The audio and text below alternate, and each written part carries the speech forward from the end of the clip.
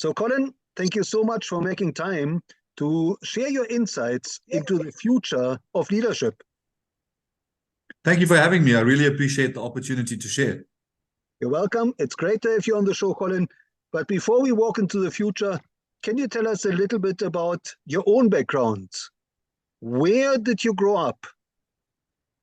So I grew up in a township in Durban called Chatsworth.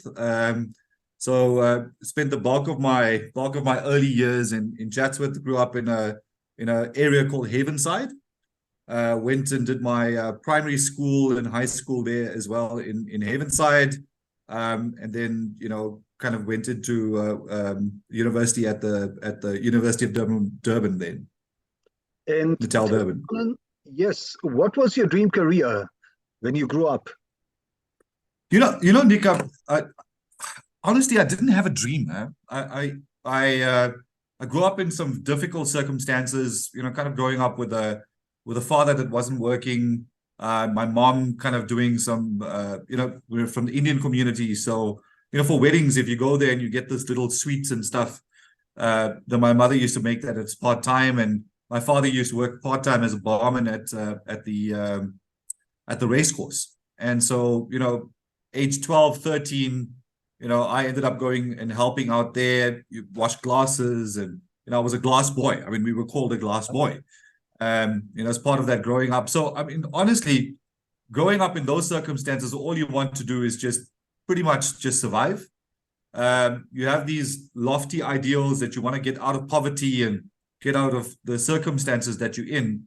But I really didn't have any major dreams at all as part of that. And Colin, looking back at your earlier days, where did you seek inspiration from? Who inspired you? Inspired you? So growing up, I mean, I must tell you, my dad was my hero. He passed away, unfortunately, when I was 14. But he was this loud, boisterous, kind of in-your-face, kind of human being. And I grew up quite reserved, kind of quiet child. And there were a number of teachers in my high school area. I mean, when I was growing up, I was, one of those kids that got into trouble all the time, and really was going down a really bad path. And early on in high school, I met some teachers, and they really pulled me right, and said, "Collin, you've got so much of capability. We see that you are able to grasp things and put your mind to things. Why don't you just get out of this nonsense that you're busy with?" And so I had some great teachers that really sowed into my life as part of that. But probably the most important thing that happened to me, Nick, was largely, I was a Hindu when I was growing up, and I had a real encounter with kind of questioning spirituality and kind of where I was going. And my journey took me on a specific journey to convert to Christianity. And frankly, if I look at that point in my life when I converted to Christianity, it was a real anchor point. It created an opportunity for me to ground myself, to be led, to yield to what God had created for me. Yeah. And till this day, it is the single thing that keeps me grounded, that keeps me centered, that gives me strength, that gives me hope. And that's where my energy comes from. And my, why I want to do the work that I want to do is to inspire people and create opportunity. It's largely that big waypoint that happened in my life.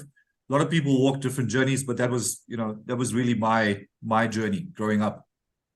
And now, Colin, I believe you started your career at T-Systems. Yes. And you rose all the way to eventually become the group CIO at Altron and now managing director. Yes. Looking back over your career, was there a turning point or maybe a number of turning points? I remember when I first joined T-Systems, and the first real leader I had there was a guy by the name of Jean Roux. Now, Jean was an ex-IBM, he's an ex-military guy, came from the army, and moving from Durban, which very closed, conservative community, kind of trying to, everything. My exposure to the world was very limited, And when I moved to Johannesburg and took on this job at T-Systems, Jean was my first manager. And I must tell you, he was this guy, he was so intense. I mean, I remember my first assignment, I had to write a proposal for a customer. So his story was quite simple. He said, go and write the proposal, you print it out, and you come and you sit down in front of me. And I will read your proposal and we'll work on. So he would have a red pen in his hand. You go into his office, red pen in his hand, he'll read through your proposal. Nope, that's nonsense. Nope, nope, nope, nope, nope. Rewrite it, go back to your desk, rewrite this thing, come back again. I promise you, I probably did it 3 or 4 times. And I wanted, he was not my favorite person at the time, really not. And we had a few fights and whatever. But I mean, that guy pushed me so far beyond what I thought was possible. And he gave such good guidance and mentorship and coaching in what we did there. So he really catapulted my understanding of how the world works, firstly. But secondly, he inspired me. And he pushed me. He said, no, this is not good enough. Mediocrity is nonsense. Don't come here with nonsense to me. If you can't be proud of the work that you've done, don't think I'm going to be proud for you.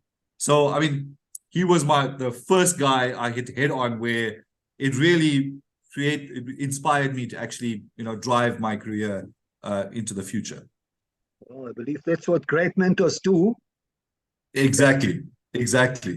But, over my career, there's been a number of these people that have, and I think, for me, that is the one thing I try and share as much as possible with people I meet, and, people that are coming up, starting their career, even people that are, mature leaders, is don't think inspiration only comes from the senior people. I mean, one of the biggest lessons I learned when I was working in a warehouse in Durban was, was tallying stuff, in and out of a container. And one of the guys was a laborer at the time, right? And we were packing, I remember this vividly, we were packing bicycles into a container. And of course, I think I'm cleverer than him. So I said to him, no, this is the way that you must pack it. So he said to me, no, don't do it like that. You need to do it like this. So I went, no. You will listen to what I have to say. You will pack it the way I want you to do it.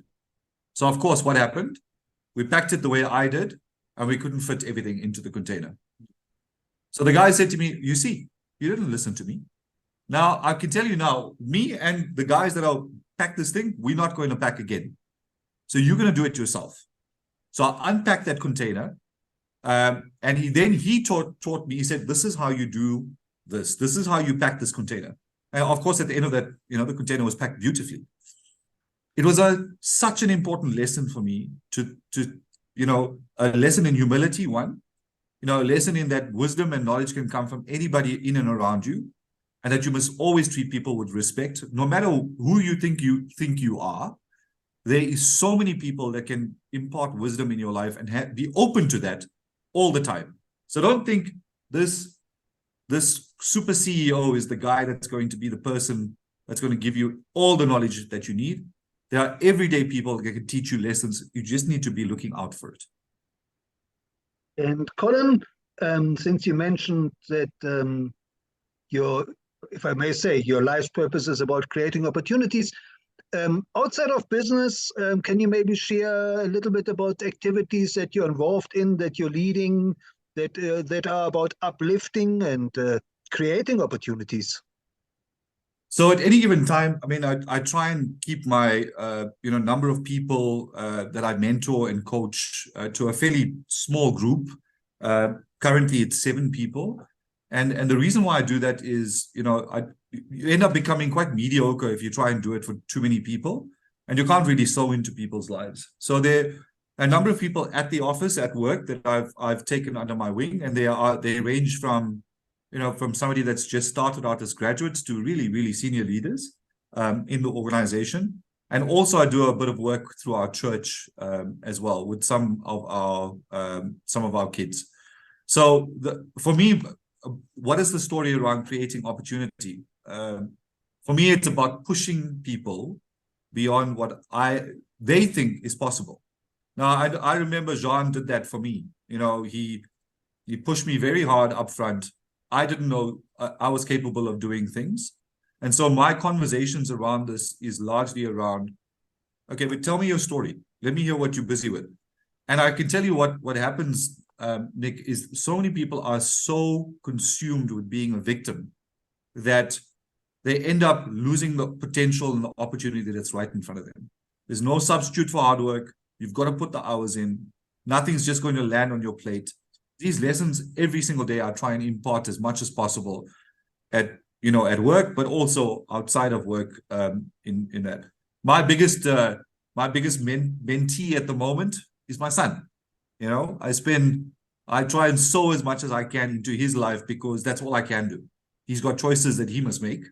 And I really, I spend a lot of time with him and my daughter. My family is my center. I spend the bulk of my time with them across the board. And that's where I know I can make a big impact in the country. Because if the family unit is kept together and the sowing is happening and each of these family units are running well, this country will become well. We've got so many dysfunctional families in the world and in this country for that matter. It starts with the family unit. Do your work at home as a starting point before you think you can become this massive change agent for things. Does it make sense? Absolutely. I mean, we just had Father's Day, and I think there are so many fatherless children out there, right? That don't have a role model in their life. Exactly. So in our extended circle of family, etc., I try and sow as much as possible into those kids' lives, because if we catch things early enough and you sow early enough, they will make a massive difference. Absolutely. Now, Collin, you recently wrote an article for IT Web about the difference between true leaders and mere custodians. And yes, I'd like to ask you, looking into the future, what does the future of leadership mean to you? For me, it's about accountability. I just look at the country and where we are at the moment, and I just look at in and around. If I just start with government, right, and I start with leaders that we have, I think the lack of accountability for me is something that annoys me to the greatest end. I see it in our everyday business as well, is that people are waiting for somebody else to do something with them, waiting for somebody else for the answer to come, for things to happen. And for me, around the future of leadership, there's a number of things I think leaders need to have. One, I think they need to have empathy, understand people's circumstances, understand customer circumstances, understand where we are context-wise in the country. I think the second thing is an absolute commitment to lifelong learning. You haven't arrived. You've never arrived. In fact, there's so much that you can learn from so many different people. I've used some of those examples already, but to continue to drive that learning process across the board. And then, for me, it is about coming back to the empathy story of putting yourselves in other people's shoes and helping them through and driving change in individuals' lives. If you talk about the one thing that, I've just gone through a process in my current role where a plan I put on the table, there is no rocket science to it. And if you look at that plan, it could come from 3 years ago. It was exactly the plan that we had previously. What's the difference? The difference is around execution. The difference is around making sure that you put things in place, people around it, to make sure that you follow through on what you say you're going to do. So many commitments are being made on a day-to-day basis today that people are not following through. And they lack the accountability and the courage to follow through on things that they say that they're going to do. And worst of all, when things happen, when I was sharing an example with somebody earlier today, and I was saying to them, the worst thing that you can do is to erode trust from people. If you say you're going to deliver something at 12 o'clock on Friday, deliver it on 12 o'clock on Friday. Or if you can see on Thursday night, I'm not going to deliver this document to whoever, call them up and say, listen, I'm not going to make it. I'm not going to be able to do it. Can I deliver it on Monday? 99.9% of the time, that person's going to say, you know what? It's fine. But do not wait for that person. 12 o'clock's come and gone. 1 o'clock, they phone you and say, listen, where's my document? You've eroded trust. You've eroded everything. So no matter what commitment you make from then, there's going to be a lack of trust. So accountability, doing what you say you're going to do, when you're going to do it, and managing those expectations is so critical in terms of driving leadership across the board. Now, Collin, in terms of building future leaders, what have you learned from your own journey that you consider most important for building, empowering, encouraging future leaders? I guess for me, the first thing is maybe it's a cautionary tale. A cautionary tale is all people are fallible. There's not one person that is without blemish and without an issue. And so don't look at one person as being the only person that you must follow as a role model. I think you need to, in your own life, find people that you gravitate towards, that you look at their value system, you look at their character traits. One person can have, a brilliant leadership ability to inspire. The next person is great at execution. The next person is got the most empathy and the ability to think about people. Surround yourself and look towards those kinds of people as part of your building your own story. And you could become one of those leaders that people look up to because you're able to take from lots of different things. But don't look at one person. Don't look at one role model. Create lots of role models. And in your life, ensure that you bring them into your journey so that it's contextual and it matters that in that way. The second thing is find a grounding, whatever that may be. That might be your family. It might be your spirituality. It might be a cause that you hold dear to your heart. Because when things get tough and rough and you find yourself questioning yourself, that quiet time that you have, that space that you have, that self-talk that you have must be something that feeds into your life, that gives you the energy to pick up and move forward. Because without that, it becomes very difficult to be a leader because you must hold the fort where that is concerned. And I guess the last thing for me, and I can't say this with more importance, transparency, openness, honesty in the way that you engage, in the way that you talk. Don't try and be something that you are not. Be from inside of here who you are. Speak authentically around the things that you believe and don't believe. Don't carry a torch for something because you get caught up in the mix of things. Carry the torches that you want to carry, that you are passionate about, and people will follow you. Now, Collin, these are challenging times as the world is stumbling from one crisis to the next, and clearly you're not running out of crisis. What is your advice for future leaders in terms of challenges? What are some of the big challenges they should expect to encounter in their career? Yeah. Look, I think if you're not experiencing it now as a leader around diversity and inclusion, that challenge is going to get even more challenging as you move forward. And I think understanding context and understanding where people are coming from, I think it has held leaders in good stead in the past, but I think it's going to become a critical skill to have to ensure that we bring the best of the world into our organizations, into our communities, into government. And the appreciation for what people bring to the party before you start any judgment is going to be a critical skill to have. I think as somebody in my late 40s, there's certain biases that you potentially grow up with. There's certain lenses that you look through that will prevent you from learning from people that are just coming through the schooling system. I look at my kids and how they school me on a day-to-day basis. Forget about technology or whatever, but in terms of thinking and asking those difficult questions and being able to be centered in your own belief system, but at the same time, to allow the diversity of that thinking to come into the workplace and everything that you have. The critical thing, and Tedder was really good at this as well. As I was working with him at Altron, I see it with Werner now. I see it with Gert, who I used to work with. And the one skill that those three leaders have is they ask that difficult question. That really pointed question that it's not about you coming up with the best idea in the room. It's about pulling from the people that you have. Don't think because you came up with the idea and now because we're following through on that idea that you have succeeded as a leader. In fact, you failed.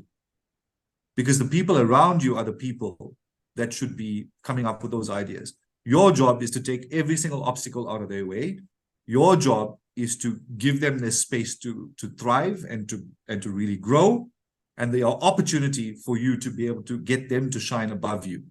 And it's such a difficult thing. I tell you, I struggle with that on a day-to-day basis, because you want to be the clever guy. Sometimes you know the answer, but you've got to just be quiet and allow that to come through across the board. Now, Collin, you're at the forefront of the IT, technology and the tech revolution. If you were to design a curriculum for future leaders, what are maybe one or two new skills you would want to factor in? Yeah, what we've built, for instance, into our programs here is, firstly, how to be a rounded human being. Let's just start there. You know, what are the basics in life that are important? Arrive on time.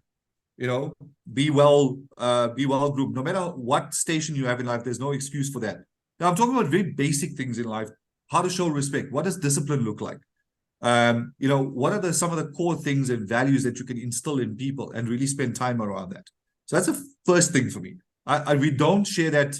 If you look at the curriculums, I look at what my kids have gone through at school. It's so academic. There's very little life skills that they are given. The second thing is financial planning. You know, basic skills that coming through schools. I mean, students come out of school having no idea about what the financial world looks like and how they should manage their finances. My son is 19. I can tell you, he's going through a revolution in his life now to try and figure out, but money just does not come from some source like your dad, you know. You have to earn it. You have to figure out how to manage it. What are some of the plans that you put in place? How do you do that? And the third thing is this ability to code. I'm seeing that coming through more and more in schools, but learning to code, but with one very, very specific skill. And that's around really garnering and inspiring people around creativity. Because with AI coming in, I mean, I use ChatGPT on a day-to-day basis, by the way.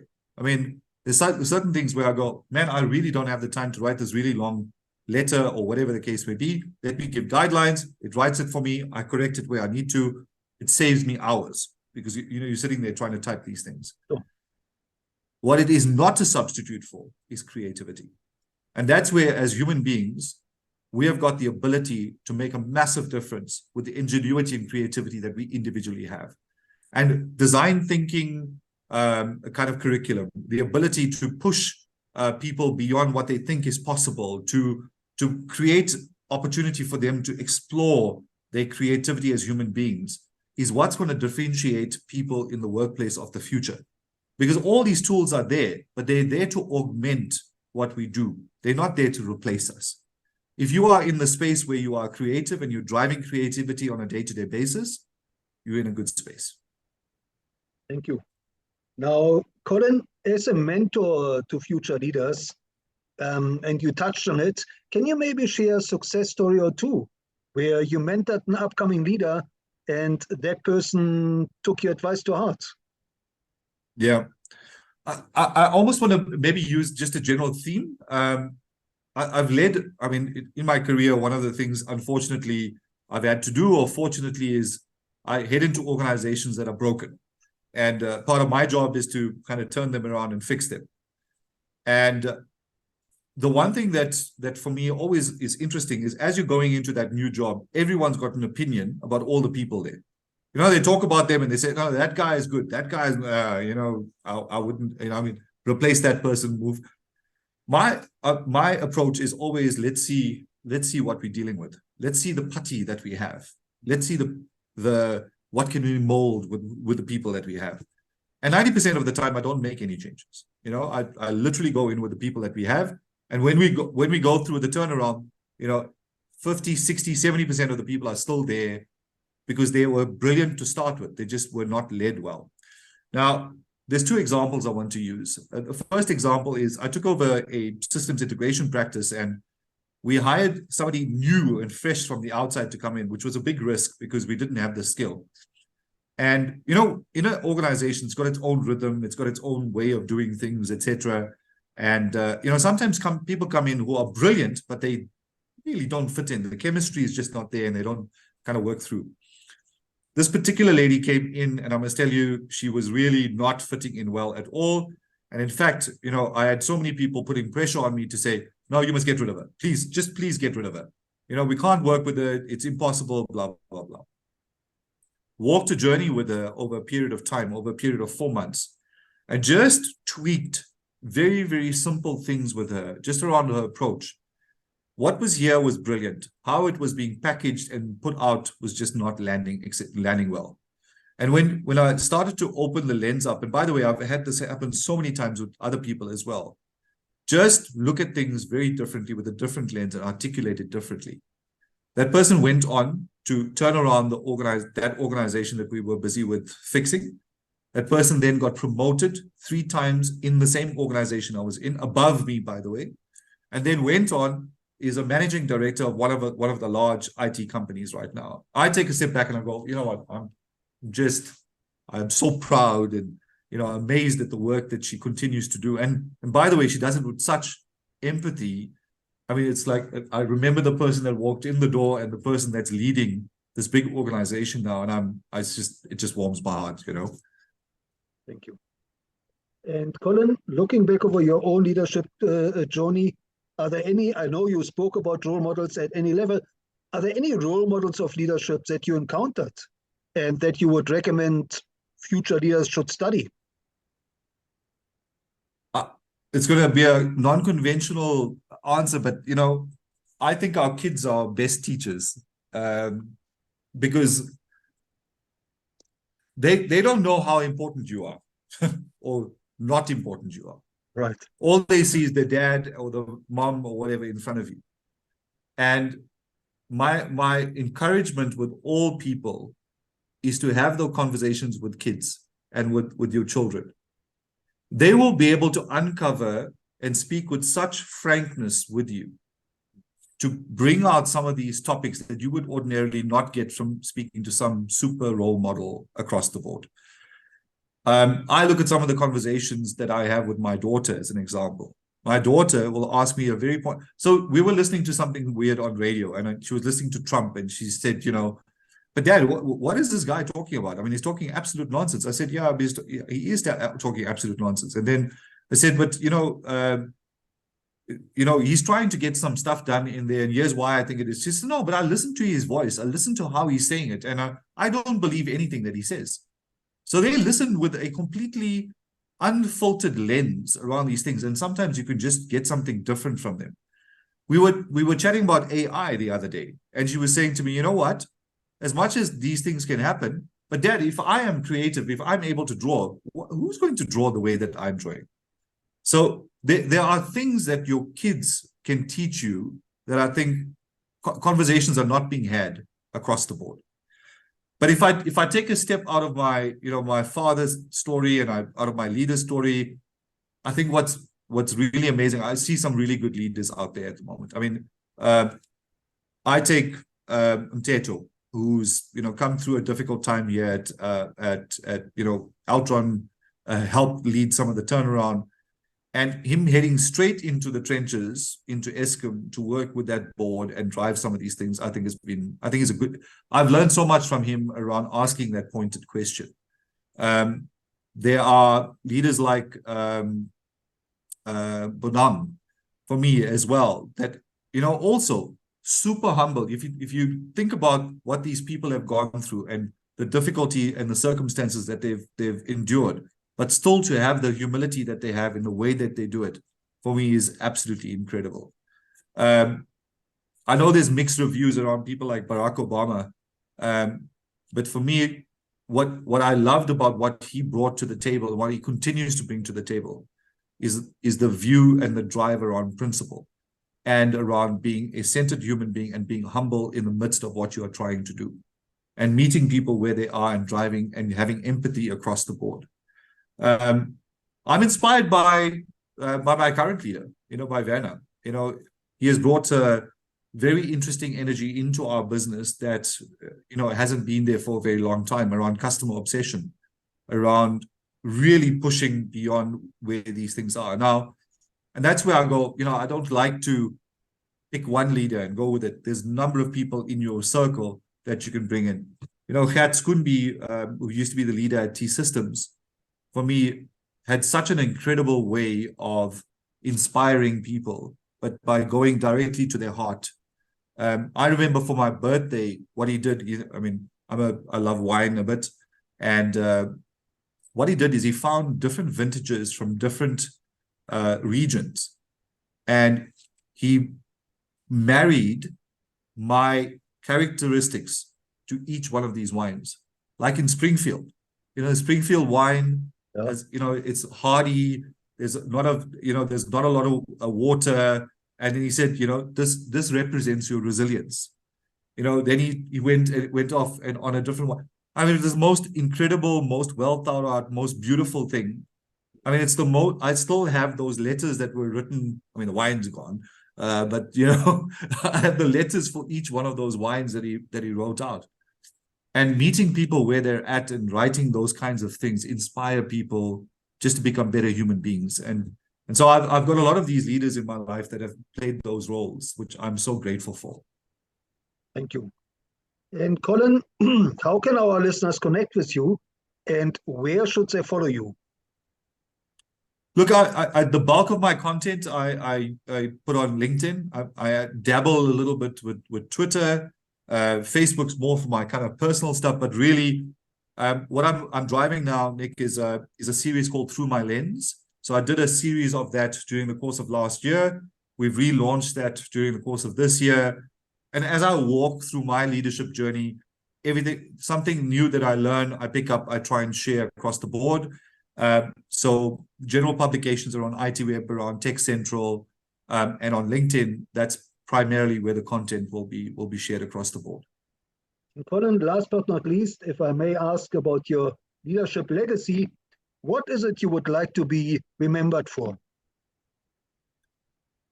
What I would like to be remembered for is that people recognize the impact that I've had in their own personal lives, and that they recognize that they have achieved so much more because I pushed them that much harder. And I would like to see those leaders really achieve their full potential. And for me to be standing back and looking and watching, like I've shared with the lady that went through our business at T-Systems, incredible heights that they can fly with. But the role that I've been able to play to sow into people's lives so that they can achieve their full potential. Well, Collin, thank you so much for sharing your insights and your wisdom into the future of leadership, and for especially sharing these little nuggets of wisdom, the anecdotes, and for being a blessing to so many future leaders. Thank you so much for having me. It's been an absolute privilege to be here.